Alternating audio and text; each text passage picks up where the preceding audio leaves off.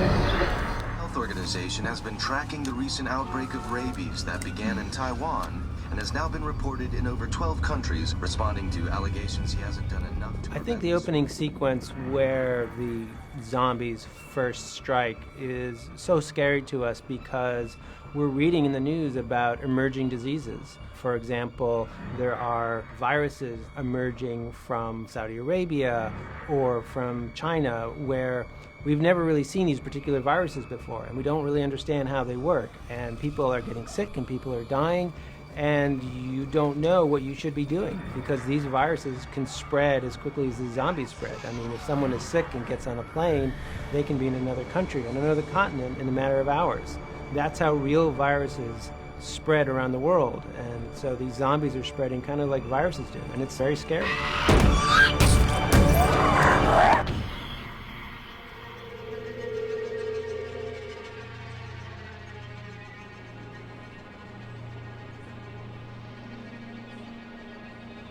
No, we're not really in Philadelphia. Here we're in the center of Glasgow, sort of the center of town. And Glasgow was generous enough to basically close down the whole part of their center. And we have like several streets here blocked for ourselves to do the opening of the movie.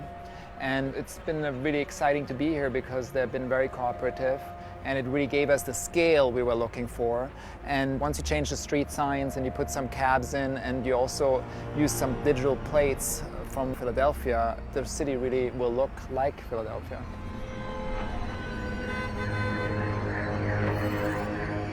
Glasgow was kind of an unbelievable discovery as Philadelphia, and largely unfilmed in, so they received us very generously and kind of let us take them over for 2 weeks. Rolling. We first talked about shooting the sequence in 6 days, and I think then people sat around the table and realized, hang on, this is much more complex, we need more days. So I approached the council and asked for an 18-day closure of this area, which is enormous. I mean, it's never been done in England before. A city centre shut down for 18 days. So on background, you start running, you slightly further up, there's going to be a camera there looking at you. Simon Crane has been in charge of second unit direction, and he's got a terrific team around him as well. I think this is actually better. Mark had a real big passion, for the whole project, and it was really what he wanted to bring was scale. We wanted to do as much practically as possible, but to give a huge scale to the film, and which we're doing.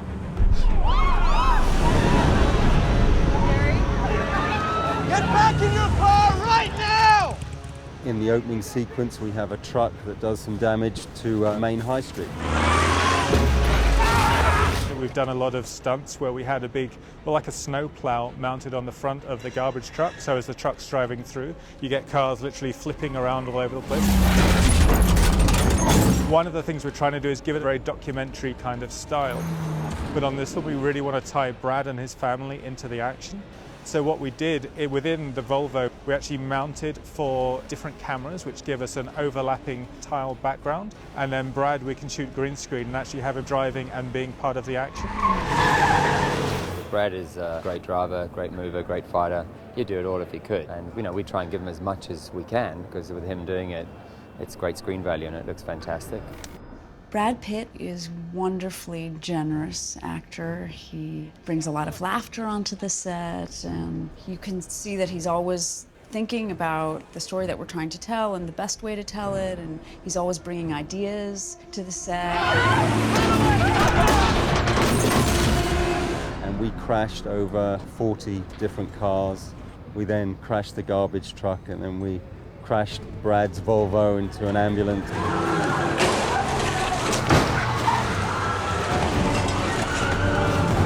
We've had 150 cars, of which we have crashed, I think, about 80% of them. I think half of the cars have come from America in containers, shipped in, and then they're, of course, not legally allowed to drive on the road. So they all had to be on transporters, getting them into the square, into our enclosure zone.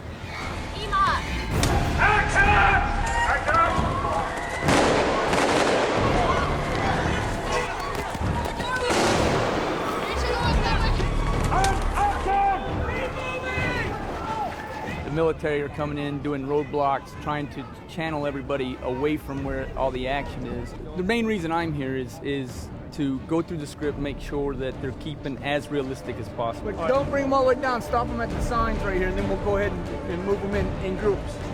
I'm helping them with the progression of the breakdown in the military to tell the story. Why don't you take charge of the situation and yell some stuff to him? He yells something. I trained Mr. Pitt on a film called Spy Games years ago. He's very particular about everything. If I have a National Guardsman here, he wants to know exactly why it's there, what are they doing, why are they doing that, what's the weapon doing, why does he have that weapon? He's very particular about every small detail. The National Guard have been called out. I think you'll see some of them behind us. We've got M16s, we've got M4s, we've got SWAT teams here with shotguns, we've got MP5s, we've got the police with Glock pistols, and slowly we'll start to see the guns coming into use. But we've been firing a lot of weapons this morning to get the crowd motivated. In terms of crowds, some days when we're in smaller streets, in the beginning of the sequence, we were getting away with 200 crowd to make the streets look full. And now that we're moving into the square for the mayhem, we're bumping up to 700. Speed camera. Action! The idea behind the live action photography with actors and stunt people was have real people on the street that were panicked. Most of the shots have real actors acting like they've been bitten, being taken over, becoming a zombie. Then we intermingled with that certain shots where it was a CG character or a CG herd running across, because now this entire city is being engulfed, starting with a bite and a bite and a bite. Suddenly, you don't know who do you trust. You better just move, because it's nothing but this driving wave of zombies that's coming at you, and it's a mix of computer graphics animation, animated characters, as well as great performance. Come on, let's go! I think our biggest production challenge was getting the right level of chaos, and yet chaos that can be understood, and having that be with the family and with them enough that you're emotional and connected to them emotionally. And yet also understanding the insane things that are going on around them.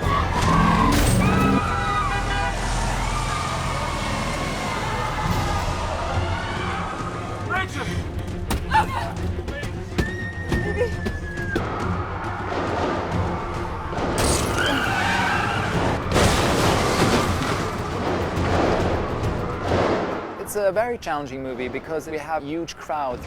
There are very few scenes where we have two people sitting around a table. It's mostly like hundreds and hundreds of extras every scene and big setups that it's a challenge, but everything we're getting so far is really, really special. Roll video!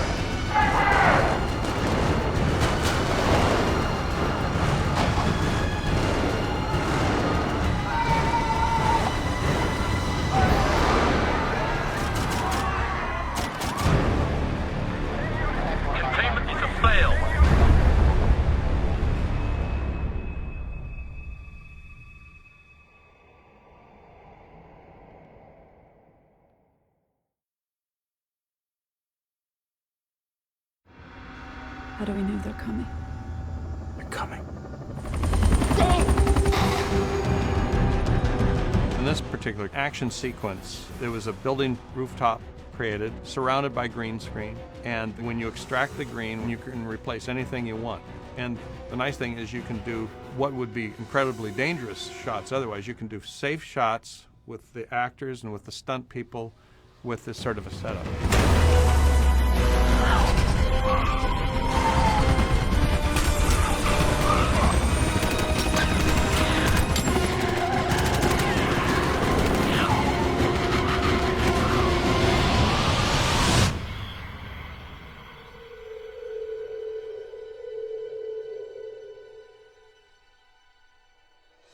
One of the things we see in the movie when faced with this massive pandemic, which is an epidemic on a global scale, is this idea of utility.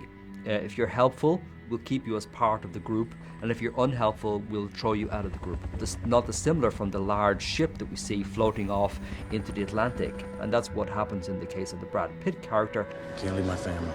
He may be strong-armed into helping the larger group, but his main interest is in his family. Each and every one of these people are here because they serve a purpose. Let's figure out how we stop this.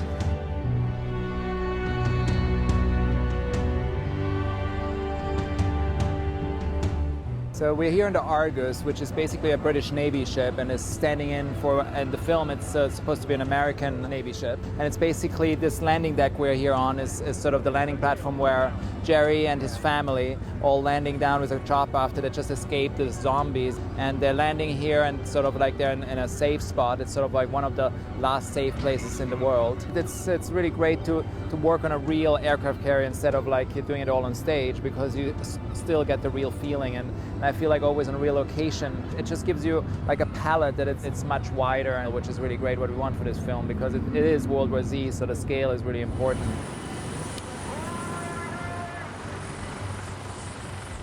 They had a ship in dry dock, and it's far easier to shoot people on a ship next to a dock where you can get all your equipment and all your people on and off as needed, instead of taking this out to sea and shooting at the whims of the weather. So they just patched in green as needed depending on where the camera is looking, and then you replace all that with the sky that you want and the sea, and helicopters taking off and landing in the background. Obviously, with the flotilla being as it is and this ship being the center of the flotilla, we've got aircraft arriving, we've got stores being unloaded, the Constitution being taken out of the planes, we've got troops, got all the refugees milling around. It's a very, very busy place. Good to see you, my friend. Business worldwide. Is anyone doing better than we are? This is at an international scale where you have people from all over the world. There must be at least 500 actors who have come on as extras on the set. And it's amazing because then it gives you a real feeling of the magnitude. Hey, Marco. Eddie! We're in the bottom of a British naval vessel, and this is a huge space that they have made into this war room. We got so many people working in here with us. I mean, the wardrobe, we've got Navy guys, Marines, we've got the guys decked out in SEAL stuff. We've got all these hard books that they use in the military for laptops. It is like decked out completely. You all read the same email I did. They said zombies. This boat has become the central office for what is left of the UN, and there's a briefing room where they are trying to gather as much information as possible and then make decisions based on that information. I want to send you in with the team. And it's that room in which Jerry gets invited to go on this mission. Think we're gonna find anything? Yeah, we're gonna find something. Mother Nature is a serial killer. No one's better. In the movie, it talks about nature being a serial killer and this idea that death is a common part of the natural world. Of course it is. Many organisms have evolved to take out other organisms. In some cases, it's outright death. They'll kill the host. In other cases, they'll just castrate it. So is nature a serial killer? Yes, absolutely. I'm good. Who was it? Who fell? Who was it? Who fell? Okay. Need an ammo count and you reload your mags. A boy out there who died. He was 23. 23 years old. Want to tell me why? Jerry Lane comes to Korea to investigate what could possibly be the origin of the virus. They start sifting through information that they had before, trying to figure out what this is and where it came from, and they come across an email that my character, Captain Speak, had sent. And it's the first known recorded evidence of this virus, the zombies, the Zeke, whatever you want to call them. Nobody knows what it is yet. One of the incidents happened there, but they don't have more information for him. So he's literally suddenly stranded, that he doesn't know where to go. And he then encounters one of their prisoners there, which is David Morse's character. You're with the CIA? Well, they're not with me. He shows him that there are different theories that exist, that the North Korean basically pulled all their teeth, because there's no teeth, no bite, no spread. They pulled the teeth of all 23 million in less than 24 hours. I mean, essentially what you want to do is you want to break the chain. So however it is that some pathogen is spreading, you want to stop that. Now, in the case of this movie, it's people biting each other. So take out their teeth. Roll cameras, please. Why do you have to burn them to ashes to get them to finally stop? Why do they move like a plague? Why is Israel winning? How's Israel winning? Well, I tell them that things may not have begun in North Korea, and that there were people who were prepared for this before anything happened here in Korea. And Israel is a place where he might want to make his next stop. I'm going to Jerusalem. I'm your co-pilot.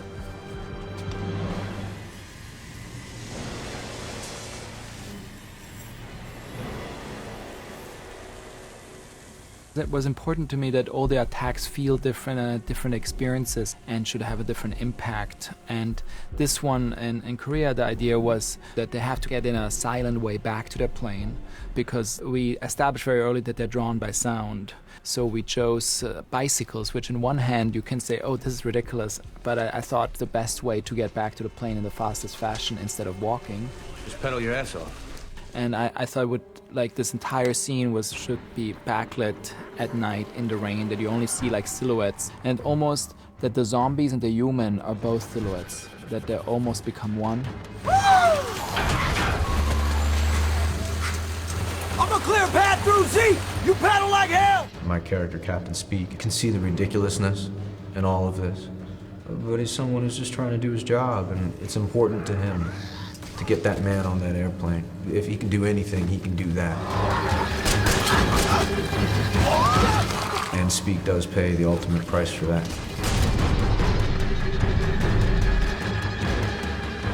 And make sure he meets his end as a human and not as a zombie.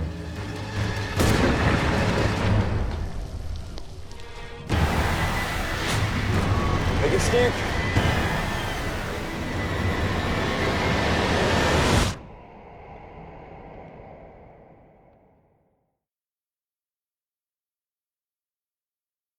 Jerusalem Tower, reached 394. Request immediately.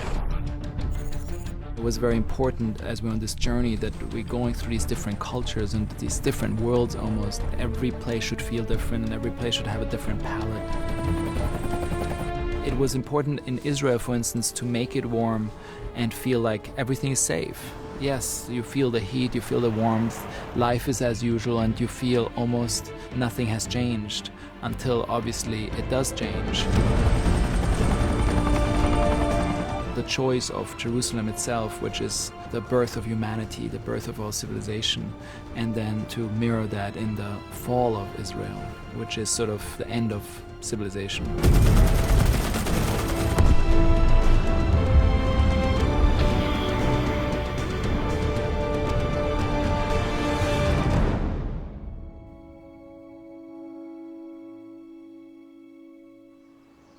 We're shooting in Malta for Jerusalem. Malta has very similar architecture and really is very practical to shoot at. And that's why we chose Malta as a location for Jerusalem. We started shooting this particular sequence first in the movie. We shot for 3 weeks in Malta. Every day was 1,400 extras, helicopters, cameras, and it was like a constant battling with the elements because there were so many people and creating the frenziness. And the Maltese extras were fantastic, and the costumes had to be made, and all of that was really great. 2 people are working on a hijab. Amazing. This is a Hollywood production. We make many costumes, we source many costumes. The movie was prepped in London, so we have, London has a very big Islamic community, so that was really easy. What we have to source is a lot of the Israeli costumes, which we have to make and source out of Israel straight. The zombie plague keeps spreading, and we do what we can. These are the Jerusalem Salvation Gates. 2 of 10 portals to the security perimeter into fortified Israel.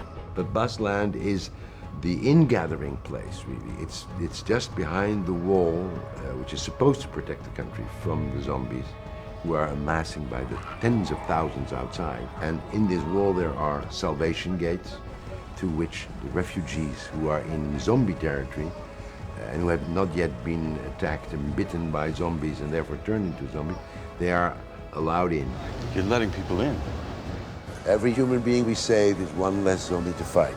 The Israelis have decided that there's a common enemy, and they join together in this fight against the zombies. And as you will see, there are Israeli soldiers fighting side by side with Palestinian soldiers.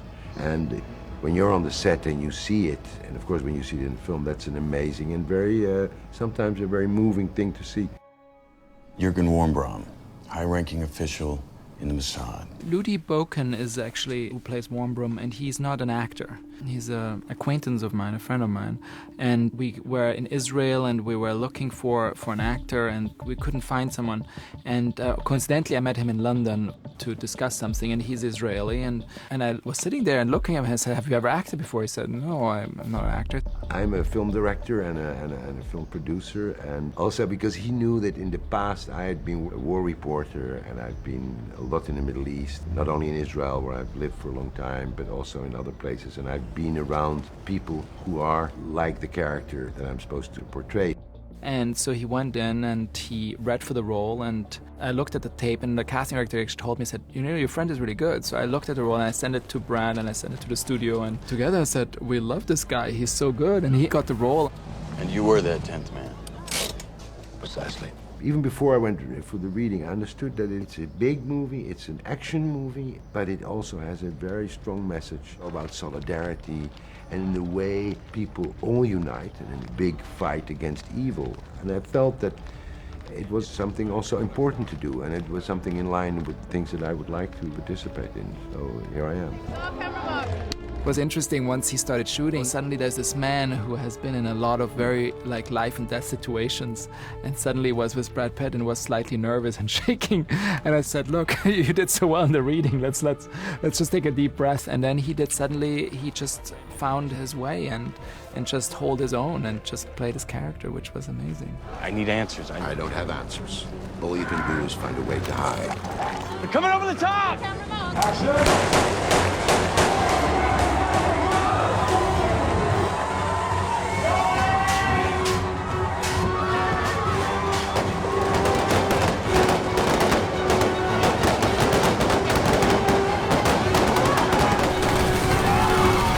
The movie was going to be a legitimate representation of a global outbreak and therefore populated by people from around the world. Let's get that right.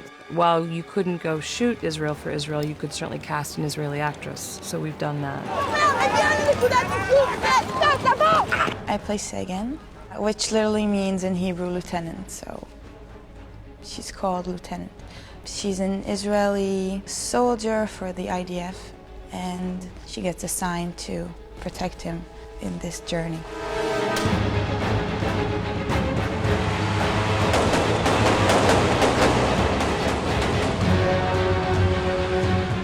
What I always thought every time I was in Israel is if you see a lot of the kids there in the army, they're very young. And I wanted to choose someone who had a very innocent face. And it's a female, and her hair's cut, she almost looks like a young boy, and has this very innocent face, but still is a woman.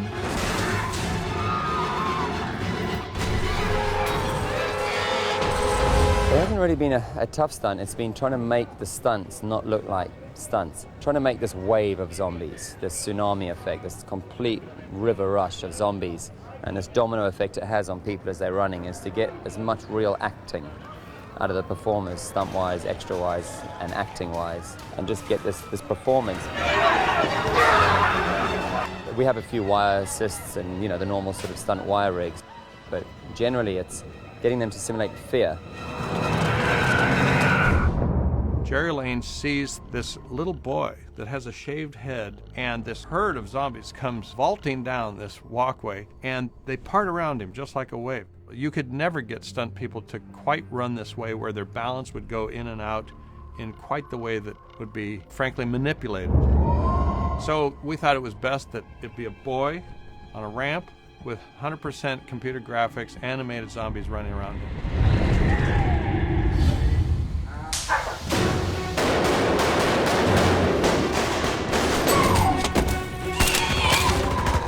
The zombies are horrifyingly well made. It's like your worst fears and nightmares giving shape and form.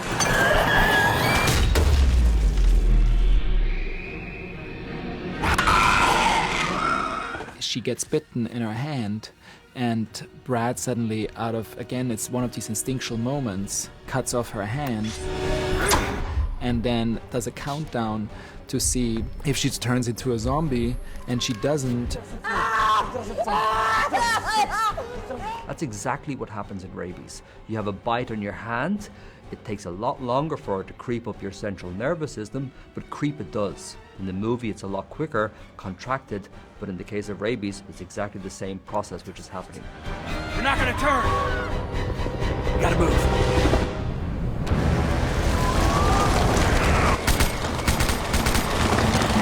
I'd like to see the mass that we're talking about, because when we're filming it, it's like hundreds of zombies, but with CGI and with everything built together, it's gonna be thousands of them.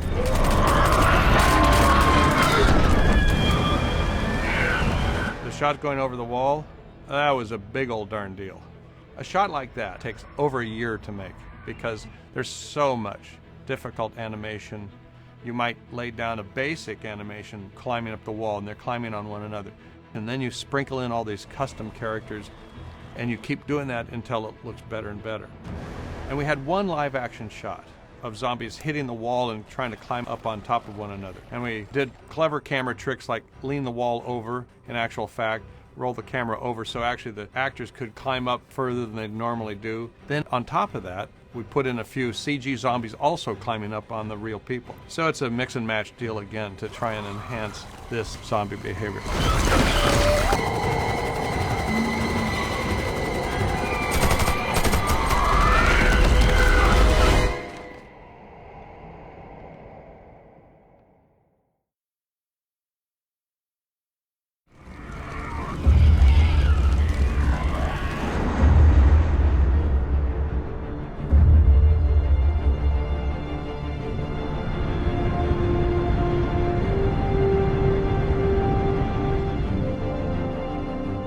Built the cabin of the plane on a soundstage, and then we basically just shot it in order, like once they boarded the plane to him wrapping up our hand, getting his epiphany, to making the phone call, then it was the pilots, to ultimately the zombie attack. And, you know, the audience knows once the dog starts barking, you know at this point of the movie what's going to happen, but the suspense is still there, how it's going to happen. It's all about the journey in that moment, the journey of suspense. Mark was very concerned, and is the audience going to understand that there's nothing else that these people could do other than throw a grenade to try and save themselves. And ultimately the side of the cabin was just rigged for an explosion, for the grenade that can be exploding. That was all shot in camera.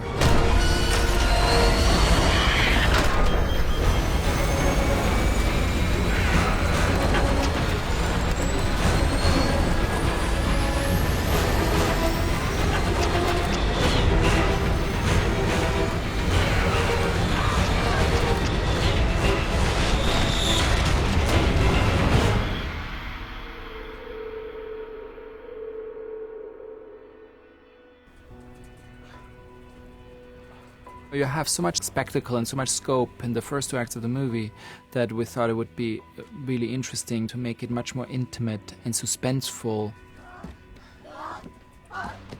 You now know what the zombies are capable of, and now you can't get any bigger and make even a bigger spectacle, so now you bring it all back to the suspenseful moment between the Z and your hero. I think these things have a weakness. And him trying to prove his theory. I think they're spreading a pathogen, and that pathogen needs a healthy host. But even if you're right, I mean, infecting the populace with a lethal illness is not exactly a cure. It's not a cure. It's camouflage. Jerry pictures us this idea based on what he's witnessed around the world. The idea that these zombies, like all predatory animals, will avoid people who are diseased. Deadly pathogen with a high mortality rate, but curable. In nature, these parasites will actually control their hosts to go in certain directions so that they can infect a new host. And there really isn't often a point in trying to infect a host that is already sick. Do we have what we need to try it? We have all we could want. Problem is, they're all stored in B-Wing. What's the matter with B-Wing? B-Wing is out of bounds. I mean, it's completely taken over by zombies. But in order to engage in this experiment, we have to get him in there and get him out.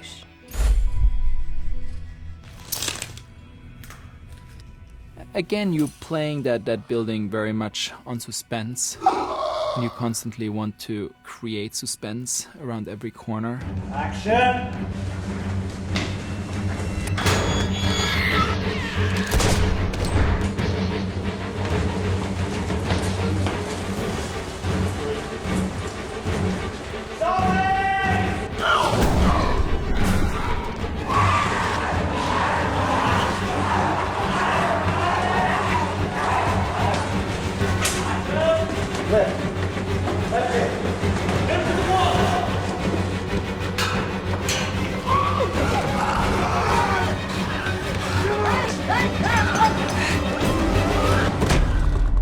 The scene we were shooting today really comes to the climax of the film, and it is the moment when Jerry's theory about how to defeat the zombies is put into practice.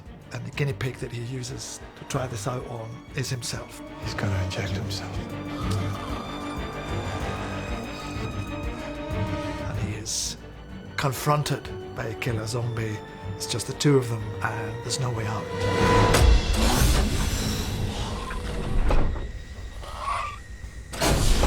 I casted him specifically, and his name is Michael. He's a theater actor, but he did a lot of pantomime, a lot of movement, and he's just has incredible expression with his face. And I thought that you felt there was a human being once in there, and now it's all gone.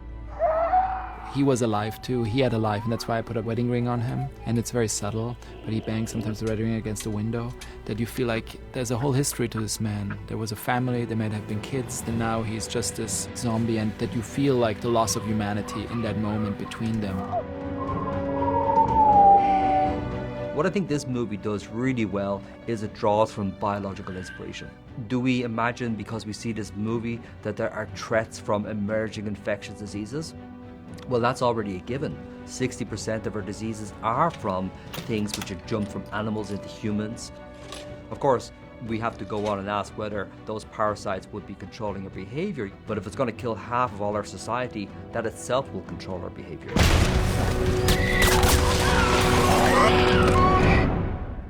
Zombies are often associated with dystopia and, a dark vision of the future. And this film is scary, it's thrilling, it's realistic, but at the end of the day, there's something very optimistic about the ingenuity of human beings.